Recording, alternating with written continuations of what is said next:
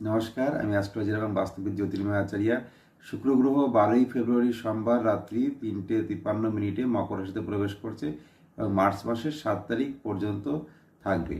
এই সময় মেষ রাশির ক্ষেত্রে সম্মানহানির সম্ভাবনা রয়েছে, ব্যবসায় ক্ষতি হতে পারে, পরিবারের সঙ্গে ঝামেলা হতে পারে। বৃষ রাশির ক্ষেত্রে আর্থিক উন্নতি লাভ হবে, এই সময়ে ভালো অর্থ লাভের সম্ভাবনা রয়েছে, মানসিক আনন্দ লাভ হবে।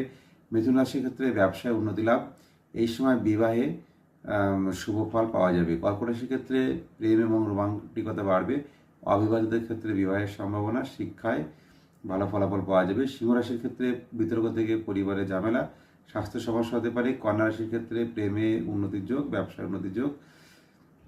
তুলা রাশির ক্ষেত্রে অর্থ লাভের সম্ভাবনা রয়েছে এবং এই সময় মানসিক এবং শারীরিক আনন্দ লাভ হতে পারে। বৃশ্চিক রাশির ক্ষেত্রে অর্থ সমান বৃদ্ধি পাবে, বিভিন্ন বিষয়ে সাফল্য লাভ হবে।